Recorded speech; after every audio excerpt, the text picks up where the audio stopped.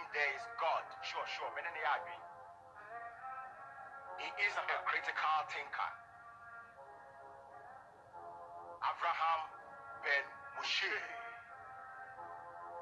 Common sense family. All right. Okay, yeah. He was born a Muslim, but you know not his vision. Footballer, and so died to hope a Christian. As Antonina Titi into no mission. Or no swap with Chantro, on your politician. It is not a different rabbi any Pastor Lee. As I'm not Fabian Kaya only competition. Or Saika Casa Hodo Bibi. He said Bengali. Onyankopon Israno Iti or occupation. That's it, I can't help instant baby, but you know, or don't put there and find so he know the ball. The more you live, God bless him, so you know, you better stop, because I'm faithful no better anymore. If you get to know what's in sorry, 9 branches. Kasana on your papa tiger kaya man Brucey. Mr. Brabona, you woman who be our free choices. Intimutin Asia, Masa and your moon comedy. When you Kasana no ati, being a no punches. As of what time the family say was a baby chances. At the end of the day, and you know, the fact is, no prayer back or Pemuka be justice. One would even know Munya Masona would be in the year. Make Kenya for and your mamma yet get in cheer. China, one must have put through Bianco Bovishi. And no Mukasanya, to me be a cheer. Ben Moshe. Ben Moshe. Ben Moshe. Ben Moshe. Ben Moshe. Oversize. Ben Moshe. Ben Moshe. Ben Moshe. Winnie size. Ben Moshe. Ben Moshe. Ben Moshe. Oversize.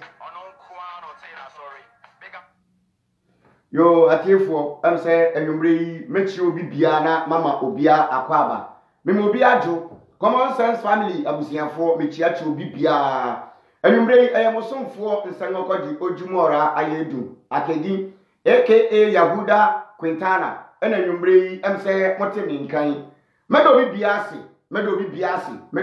si. Ni titru Madam Penny Abraham bi Moshe. Meda na sepa, meda pi black asi. Me chiacho obi bia se enumre yanya mbre na minu ye ba behwe ade ba ko minu bi enumre aseda na me de yeden me de bre common sense family abusiafo aseda nti wo hwe me ma nyina me say thank you CSF common sense family mama mani age ankasa mama mani age yiye mama mani age pa because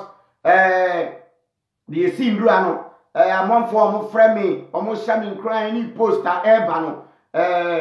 ma kire se bi ompenifo si nipa yade a osayeye ampa moyima ye nso ma yade but dem person nyina yeti ase ni se without mono common sense family nya den eni ho mo amu ni common sense family mo na mo so aye akura ya pia ye akura ya na mudi ya ba bedu mpempenso yi na da bia mo beka ya ya boss kase bibia asasi nkakra bibia asasi nkakra ena yenso ya shebo se ye lift mu down da ya shebo papa se sebi ye ndi mu hwamo da biara da ya fa mu dia bia se ye na ekuoi atimi agina na message atimi awura ntokro mu na sebio nipa ayira na yefa message ede anyane omo afri yira ane enna amanfo adam yenso ye beden ye befa so ba ni nyina eti no eyemo a te madam ase mefa be 30 minutes bi na me de adam ase mo ya de pa because endura me wie ye no endura me se mo amunhu me wie ye no message e ba na course e ba no mama mani agi ankasa mama mani agi mani agi ni titru me Penny Abraham bi Moshe mesre na eya na yada na ase papa because nya nipa nyina ene be ye de awaya de waye no te monna na si emfa mame ase na kese papa no e koma management team kochito monna na se mame management team DJ Fuad sena omone me kasa hwe nipa bia uhia kasa kire sena omone me kasa Yahuda say no endra omo se Matthew Mani na miami hui ti medamase pa dia yesre wo mo ne se edwuma no akabi dia kan na yeden edoso dia kan no na yeden edoso yemmo ndene na yengede yensom na yentimi mpia to the next level mo amohu se see TV stations a omo yeden omo yayi te for the meantime no am say Kingdom TV na adwumadie ne yede ejina gidigidi se see a eno achi nso Tender TV nso ye de eto aso ye besre embre bia mo beba so no embre bia mo beba so no madam woma na ma share video na ma invite atagi amanfo ene ma videos ne ye den eko ene ma message ne ye den ewura amanfo tokrom ewura amanfo dan mu epempem amanfo e ma amanfo ni ye den edo mo so eno nti kingdom no from Monday to Thursday ewia bia 1 o'clock to 2:30 eye de ejinam esimu saa na eye de eko ena Tender TV no so eno so yeguso mo amu ye de mo hu yeguso nti ye besere mo Common Sense family we are for you and we are for you forever. Yesi nipa be ye bi wa man be ye ni nyina ba de ye betimi aye no ye be de ye be ye ena da bia me boss ka no o si de sese ye ni say asase we ye be beta asase we ye wa fam de ena so be ye ni yi na obi nso abe ye de aba beto aso endura mo amu me ne me mfa the sense of penny Manasseh me nua penny Manasseh mo amu hu one thing am person me kan say endura answer na me kono me boss Ephraim Abraham di Moshe Ephraim e de me tena ho no ye de okasa kire me say Yahuda wo koi boko nti wo kwa yedi yeni say ampanso me kwa ye de oka ye na me ko hui me kwa ye na I say mo amu hui opese ori yesta ibi nanka ohuna mi bi na lanka oboto me na me honhom ye den e ba fo nti embre na o sha say o kasakra mo amu hui I say meti wodi obi kura fre say ade Yahuda pa na te wodi sa no da bi enye say Yahuda pa na me goto points nti mo amu hu de ye den e koso na eye won samka ndra nka me won samka be bibia time embre na editi ayen ba kakra bia eye kakra na u Kristo ni sofo na baba betena se Nyankopon Old Testament omo de moja ene ye den mponche ni onwan moja ene pata Nyankopon a ada bia sama ye kan se ye won sam bi omo keka na omama Nyankopon sabi previasa but God in the Bible we look kwasia na I said omo dane na mana ye kwasia bi saa Nyankopon in the Old Testament wo de aboa moja edi ma Moses enti Nyankopon wunnim se emoa moja na wo de ma Moses ni Israel for se omo mfa mpata bone no enye etire ena wotena ase ena hu se no se moa moja enye de emoa enu bia dan se Nyankopon wunnim da ache wow edi adan se Nyankopon wunnim da ache na minkotia ena ya fa ne se emoja no okra emoja de etumi wom that means Nyankopon o kire se moja ye nkwa that means Nyankopon openkwaje a eji so numi Yesu moja nti Yesu moja na Nyankopon numi ye no ena ma oda so tia sesesi a na sabi Yesu moja ye adwuma wi a ebeto wanhwe Nyankopon be no moja aka ho wow we ni nsama ye ka enkoyi enumbre min kasa bebre ga me pese me kan se me damase papa Common Sense family my idea ye fa ne say management team Abraham di Moshe so damase papa ni titru me damase ye mo amane me kasa tu mi foni we no me damase papa enya muntia bebi anka ye nyina ye bi nka ye nye den ye ndu ho nka ye nye den ye ndu ho nti madamase papa madamase na ye gusu ye nim se we me beto aso program we beto aso na ye ever ready say every corner we are ready to meet them. We will finish their career one by one. Wo ba na wo dia bufuo ba ye beto na se say mum wo kasa yue na sabe wo kekemu a na ye yi ama 1 nti ndura ye wura studio wono wan hu ni peni wan hu me boss Abraham no na adwe ne say ena de Common Sense family ye last ya no nti o ye na adwe so de ne last ye de egu mi so ena nsi yo endo nyai nti big akwes kura kan na ye wie no kasa no kura no nim say what ya say eni omo no ke why ya de omo se ma ya de nti nipa de wo ya de na ya ka eno ane se menhwe se ye bia de amaye no enka emma mitimu nyame de ne enka ho because adesua no miguso a me ye de mi sua de every Common Sense ene me boss ho a miguso a me ye de ye sua de nti Common Sense family madam ase papa am sendro after show no mo amu de course me boss celebrate me kama saa ne de ye no saa ne ye no obi a sabi nke adwuma na me koye ye no nko be di credit na ye de afa ba dabi wanya ne saa ena ada guy bi why are there e fa ne say Bible commando ndo me video awe mo amoye video nyina me damase na shedi why are there me do bi biase mo timanim dra ndo de mo timanim serious mo timanim papa mo timanim ye promise e shebo say ye ka kire mo say akakakra wo de famaki baby de ekoso ye mbre bi du me kai me say akakakra TV stations on be frey enya de ketwa because on be say seminar ye ka no sabi nyansa wom abawom sabi previous common sense family message ye ba ye no na nyansa nim na aba nim a nka me nigidie say by this time baby ye du nka ye de ke ye duru ho but ye ka nyansa sem na ye yi no kore bia dinti e na de ekoso ye de ekoso sisi ano emre bi beba ye TV station wo Ghana ha nyina every embre bia ombebo ye message nkwa famaki baby ti madam ase common sense family madam ase papa madam ase iye madam ase me sanda ase papa he madam ase manam ase a ene mayo tiefo papa de miguso am ye de madam ase ha de ye basre se ye bebo monne na ekuo movement yetimi abua movement dia ka no he ye mbua movement ye push movement ye ma movement nye de enkonanim he enkonanim na empenifo ase ye fa ne sen me ba cho obi frame ni pa no nya frame strewa me frame back one me sre obi frame ni pa no nya ni frame ni pa cho enti me wi na ma frame ni pa ne sesi a ti ye sre mo ye pam cho bebre ye sre mo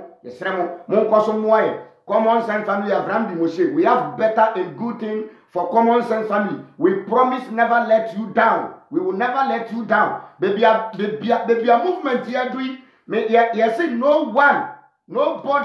nobody can bring this message down won to me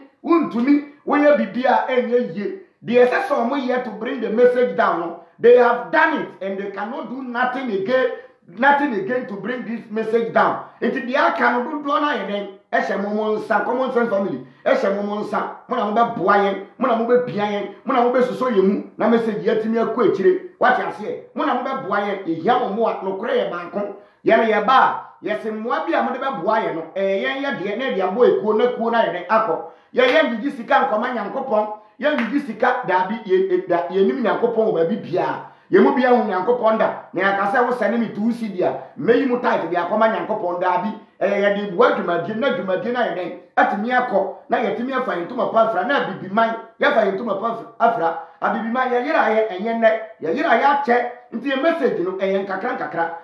me wan say Abraham Bi Moshe wan ni wo no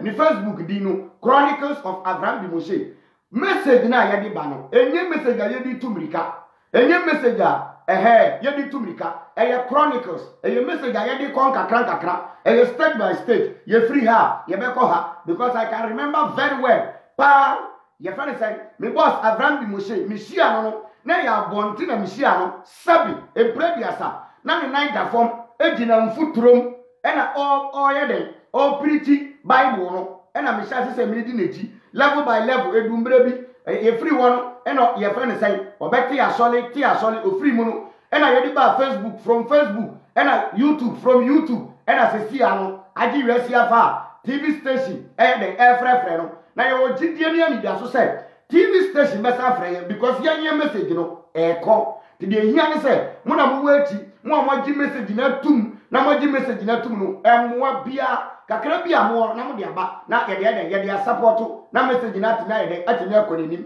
ye no Ghana ha sofo bia ni ho a obetimi aba begina ye nim na all go to Bible say Bible no ye nyame asem ye mbedi Bible achi ana ye mbe ye nkramboni ye nkrambofo dabi obi ani ho e na obi anso ntimi mma wo ba na ye Bible na wo de ba dabi to wadi wo ba na ye Quran na wo de ba ye srewa pe ba bi choko na ndura o make point say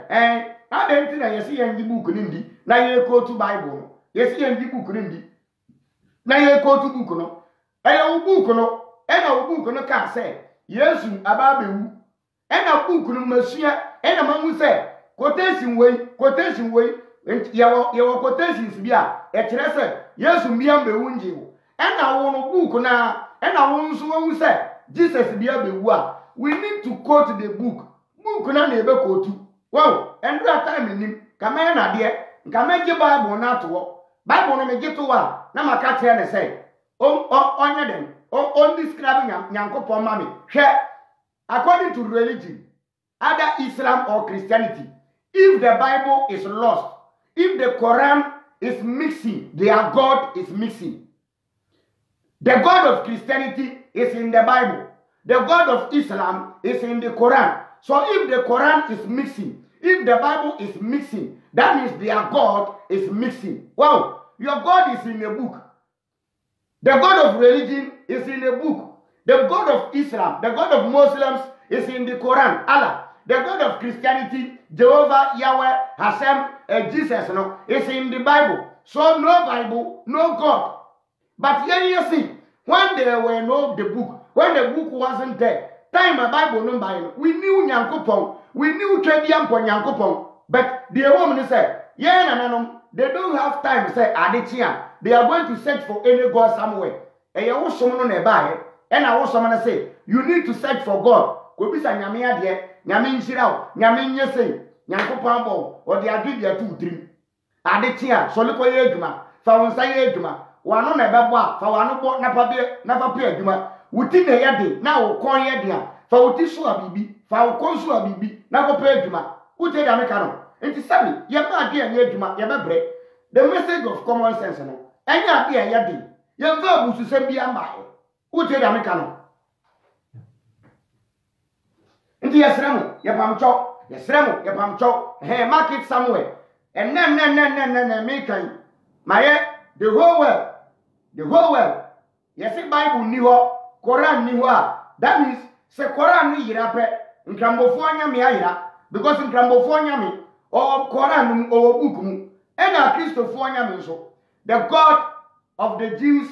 the God of Christianity is in the book. So no Bible, there is no God for them. Wow. It is one thing that me dream and say in Christianity and Islam man. One person catch say after God created human being, this God never give we the word of God. Until the Bible and the Quran came out. It doesn't go with logic. It doesn't work with common sense. The brain and the book is contradicting the brain. If you are really thinking and thinking well. So we drink, now we drink here. Book no, I contradict no. Because a book no say, if I don't want to worship their God, they should kill me. Ewa Quran, ewa Bible. So book no say, now,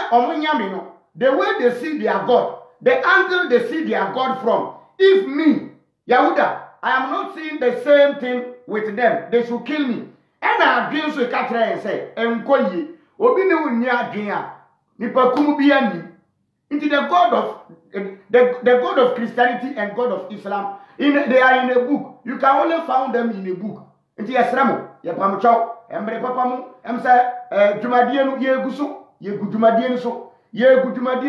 na ye gusu a ye koye nimu na ye tre ya taban na ye yaden ye nyini na ye yaden ye kese ye moamunti munni wa ye niwo ye sremo common sense family awonde bia dia wo bia wo de bebo na wo so de abo jumadienu na jumadienu atime akonenim na jumadienu akonenim enumre mi mpese me kasa bebre mi sremo me pamcho aseda enti na enumre mi ye de me wo ha se me bedamase se mati manim ndura mo mani age no kore baako because after program no course eba no amama koma to miyem amama koma ye den ato miyem ankasa amama koma to miyem ya de papa common sense family mo anye boni aye kra mo anye boni aye de na ye me yakakra ni se na ye time no na esha de na ye me kakra ye me yakakra ni se time no na esha because na punch na sama party agu no am say me ankasa me lesson am prepare say me dey call no me ko do one o say o kasa no and I me go to don to the point into the point and I me the man no into kambre wo mu na ka me wie ono ana nu mu asem na me yiye na ka me ba me de so a ka me nye so say ba this time si okura obana me ye so say papa no afa de obesua Bible because me ka tell say some oba debate omo ba no mo be kire Bible e yo mo nhwe book no mu no mo nye de omo nhwe book no mu yiye Now I wonder, so for Cassia to sell, Sammy, baby, what this of dear do? Why you deep for not subbing previous book now, who go to the Giaman for Sikawa Solidan, book now, add this Sikai Brown, book no good to be them and Tanasi, and ship book no ye. Now, all Teresa Mimi upon some. Now, what Tanasi? Now, one summer she book on a cinema. Now, when it was summer she, now, one summer to two quotation. No, they chechero kon. Bon sami tutu quotation e dey hwe. Na wo te ho. Wow. Afede o wie ya, ene Awurade jabe ba wo so. Awurade jabe ba wo so. Awurade jabe ne be ba mo so. Bible da wo ko tu ne enko na kire mu a, wo se Awurade jabe ba me so. Te aseda kese e sa kwa ma me boss. No kure ne endura me ba be ko no. Enye kaso because me nko obi da what ya say. Me nko obi da endura me ba be ko no ye kasa no kasa kire me a. Me ko du won ka de papa ni ye no kame so me ma adin se me di hia no because we ye na adin so point me like na mo say kame so makoma beba na nka ya he den ya say game no ba me ko na me boss ka chem say Yahuda o koi boko minimum tobo nyabutre manen kasa o kasa wia na hwe egu ho point lines na me see you enti me ko du won na so so o kasa no na me te wo so me nan na o kasa na me sire no woni trim na me say papa peni pa na sabi o ka ba bu mu asem sei na sabi bra no ni hwe ka na mtinu se no ye wadwuma ye papa hwe ye won crofobia ye si omo a nsebe ye omo ka no etinu se no adwuma no ye nyandu ba bia adwuma na me no mienu ya ye no ye nu ba bia ye mo ye homone ye nse ye sapom nsuo ye nse ye tedua mu de na adwuma no yenye no mo we have a lot to do adwuma no duntuo na ye yani te mesrem mo bia lusu guy mo bia ba mbu ye mo mondre na adwuma no ye betimi aye bi be bia ye adwuma na adu no ye bi but akabi na de aka no so na ye edoso ye mo mondre pa na ye mpia ye mpushi na yenye de ye nko yanim na bigger to Kingdom TV o ma ya de papa Kingdom TV any Tender TV ye do ma se ni Tumpani TV ye do mu nyina ase em so ma so message ni mu ama message ni ye de eko ewia so mute de eko so e wo Hit FM cool o pana de to fam boko ema bibia kokle say ya ejuma ye ko ye nim no na ye sua nneoma bi frim na ye bibi sem na ye yi bi frim sana de ne de ne te eya mo Paul Abesia mo yi apaya na makaye what I say and also can hobi na makaye but more action in your any more. Common sense, we are for you. Abraham Moshe, P Black Yahuda, we are for you. We are for you. More Wahoma, yes, your mama. A Jumano, ya for say, Bayano, ya baye, Bibia no bit me stop here. Darby, Bibia no bit me stop here. And one said, you never some, baby, I was somewhere, ye, some near Quayanim, one some any nipa. What I say, one some any nipa, and also the some ye. Medo bibiase ye di bibia besi a mantemi nka bioma eyem mosomfonie nsem okwaji ojumora ayedu akedi aka Yahuda Quintana mesere na ya makan so na mi YouTube channel no wa wonya subscribe ye em say endura me boss e kan wasem na kwa subscribe ama me CSF Yahuda e wo YouTube CSF Yahuda e wo YouTube kai na kwa subscribe like na share for more videos ye do bibiase ye di bibia besi a ye be san shia biu em say and Thursday echina anye echina e bi ebe Saturday em say interview we be baso e wo Covid TV your boss me call on stay tuned CSF we love you we need you we want you CSF to the world you see adwene nya adwuma body me bebre oba ye be hwe this time oba enya ogidigidi what I say oba cool na de atofom panya na de wato sa papa no ye ni ko hia bie ma em se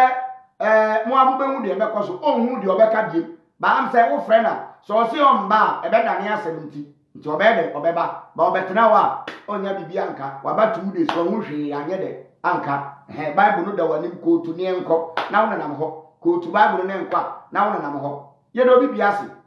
bibia besi a medamase biem esa chia mo esa damase papa bigger to Common Sense family I salute you. You see adwene ni adwuma body no bebre t-shirt no so ebi wo ho t-shirt na ba wa wo hia bi na wa frɛ quantum no ɛwɔ hɔ no ye fa ne sɛ ɛkyɛ no ayɛ ready ɛna quantum glasses no ɛwɔ numbers na yɛ de atoto wɔ for saa ade no wa wo hia bi no na wa frɛ na wa bɛgye wo de fɛfɛfɛ kama na atimi aboa dwumadi no na yakɔ yanim madam asibium ye be hyia bium adwene ni adwuma bɔde ne bɛbrɛ bye bye